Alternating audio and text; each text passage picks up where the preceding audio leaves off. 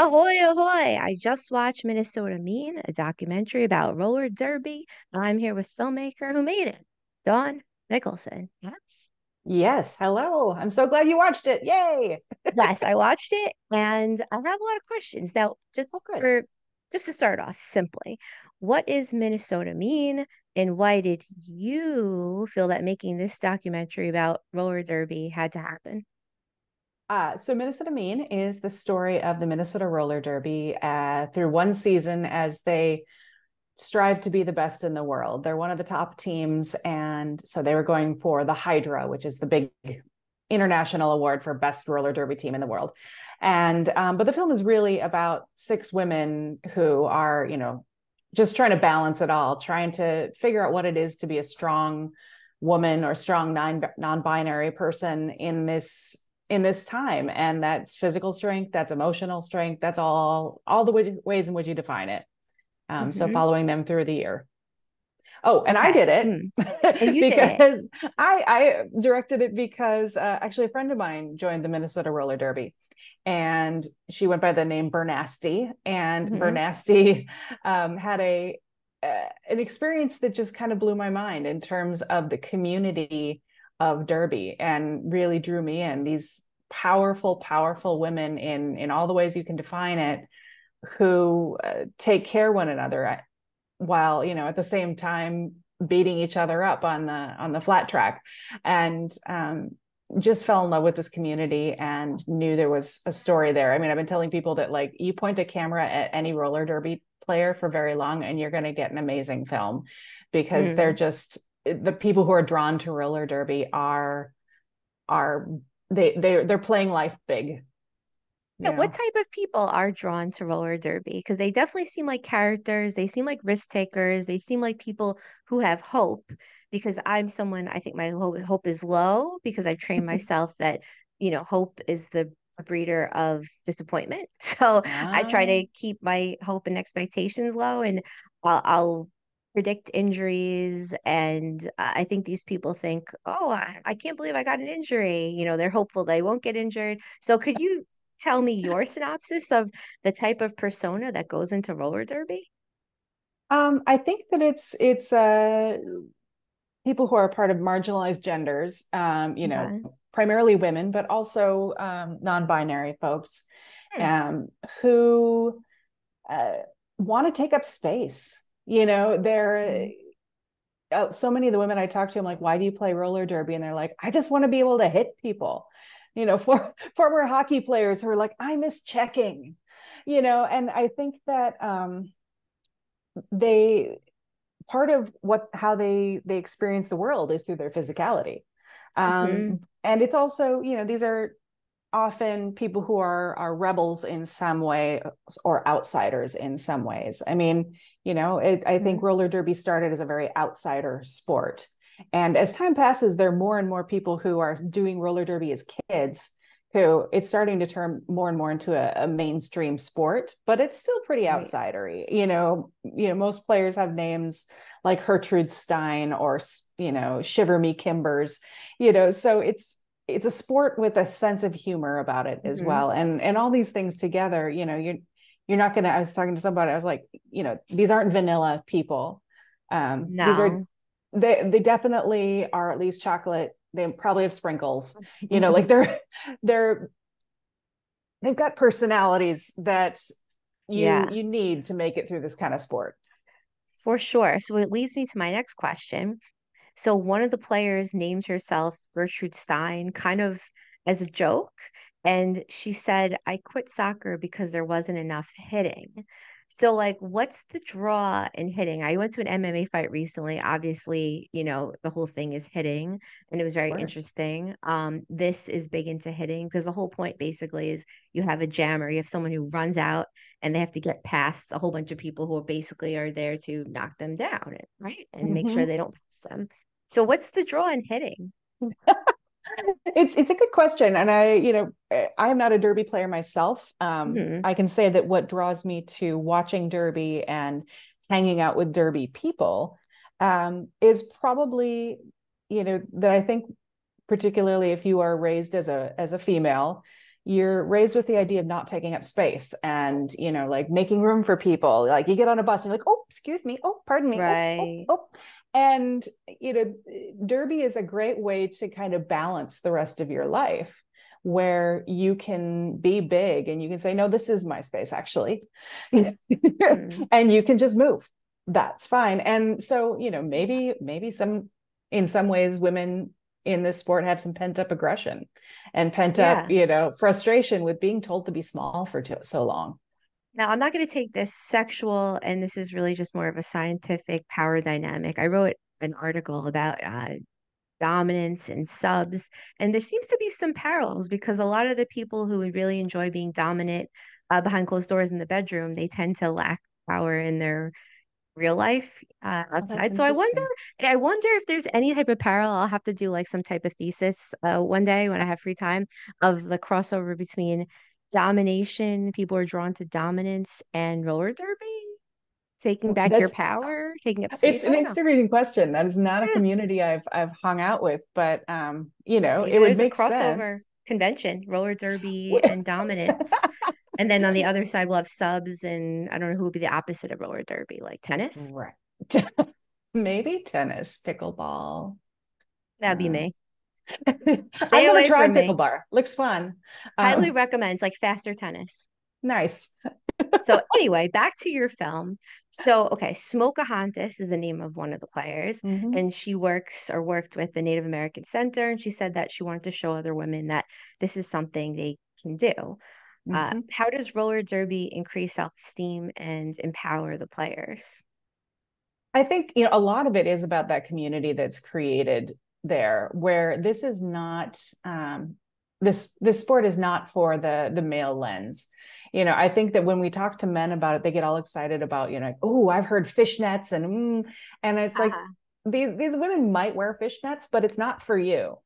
And you know, you learn that pretty quickly when you enter the community of roller derby, that this really is a community about women, for women, by women, and men are certainly welcome to be there as long as they recognize that these are the rules coming in. Is that you know, these women get to be who they are in the world. And so I don't know, I forgot your question already. Oh, how does it help people feel empowered, increase their self-esteem? Yeah, and maybe it is that. Maybe it's that piece of being in a place where your opinions aren't immediately shot down because of your gender. You know, it's like Okay. there's one of the players, and we didn't put this in the film, but I keep referencing it, and like maybe I should have put it in the film. Was she was talking to me about how when they meet people outside of Derby, they have to reframe how they talk because they're so used to talking in Derby culture. And she's like, we use kind of Harry Potter language, and it's like, oh, we're going to talk to some Muggles now. We're going to talk to, Right. you know, the non-Derby people. And I think that that's true, that we tend to wear masks, you know, and be who we are with various, you know, the various communities we interact with. And Mm-hmm. Derby is a place where you don't have to wear that mask unless maybe your mask is being empowered, but that's a whole other thing. Right, right, right, right. And maybe you could take that energy into other areas of life because how you do anything is how you do everything. So I wonder how Mm-hmm. that changes. So that leads me sort of to my next question. So when we decide that we're going to be a top player in any industry, most behaviors that don't trigger a top player results have to be removed.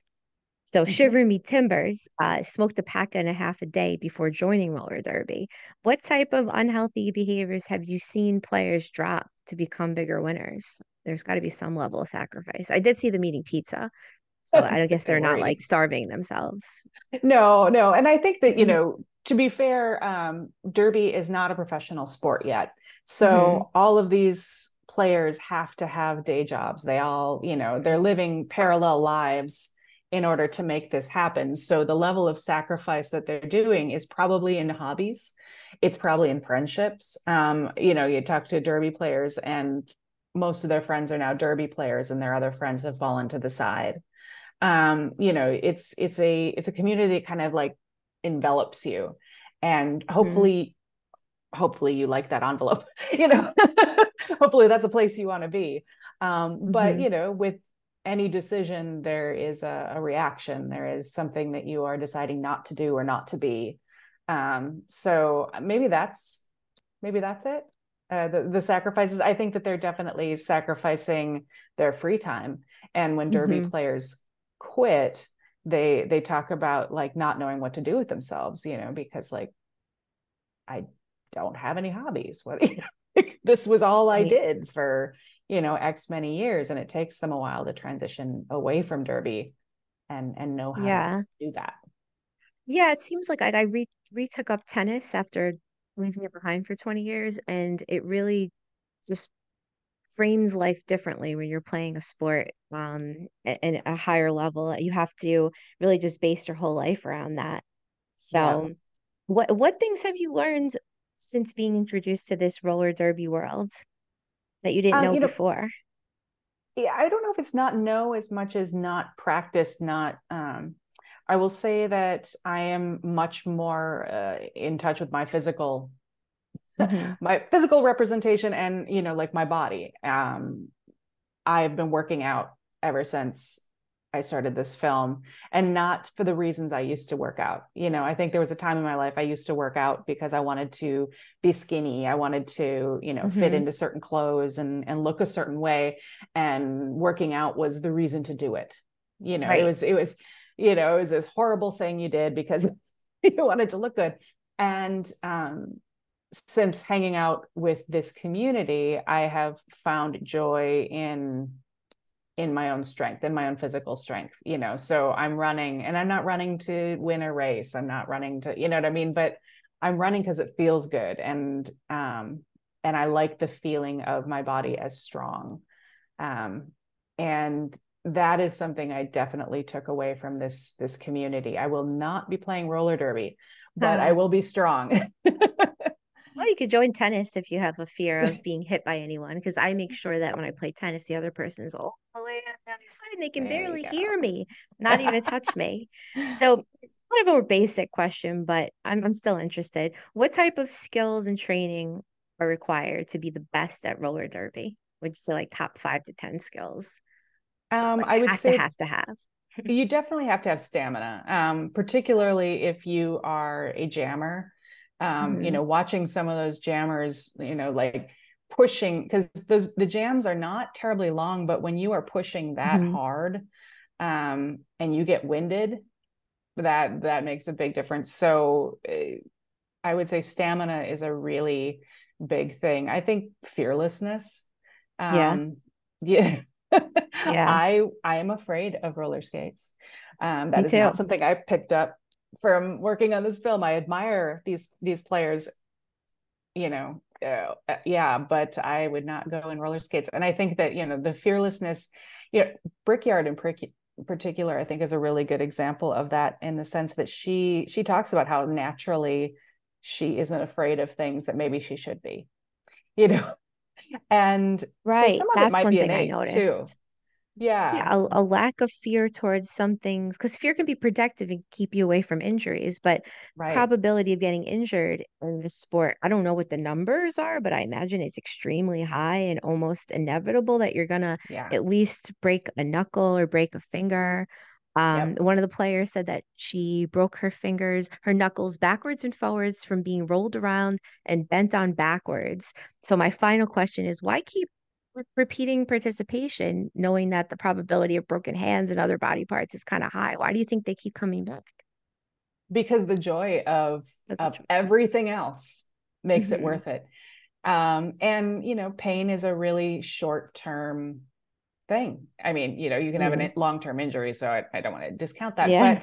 but but for the most part, what you're experiencing is so inspiring, and gives you so much energy and joy, that an injury here and there, you know Right. You know what? that's worth the Yeah. the price of admission, if you will. See, one of the reasons I liked watching the film because I'm so risk averse now. I'm almost 40 and I was definitely disabled for I say 50% of the time on and off for 2.5 years. So now I won't do anything that can cause any type of injury. Even bike riding, I just picked up. So this is, it's nice to see how the other side lives. I don't think I'm going to change anytime soon. I think I'm going to stay safe in a little bubble. I'm not going to leave my house, for 10 more years. No, I'm just kidding. But anyway, please give us your final thoughts and tell people how to watch the film, follow you, follow the roller derby, just all your socials. Tell us where to find you. Well, I will say, yeah, definitely follow the film Minnesota Mean. We're on Instagram and Okay. Facebook, and we have a website, minnesotameanfilm.com. And the film's next screenings will be our West Coast premiere at Cinequest in San Jose at the end of August. And, we'll be going on and doing festivals throughout the fall. So we'll be announcing those as they happen. And then, eventually we'll be doing a theatrical run as well as a, released on all of the various platforms. So those will all be announced on the socials, but definitely come in person. We usually have a roller derby team from the area come to Hmm. screenings that, because I can't tell you how many times people have seen this film and are like, I want to try it. And that's the great Right. thing about roller derby is generally speaking, you don't have to be at the top level. There are feeder teams. It's like any Right, other right, sport. right, You can right, for start small sure. and most people do. Um, Right. so And my final thought, totally out of left field, I interviewed someone from the movie The Warriors, and I watched The Warriors with a lot of the cast about a year ago. And this documentary, reminds me a bit of The Warriors. There's teams, there's theatrics, there's a lot of parallels. So if you like the movie The Warriors, you might like this documentary. That's my final thought.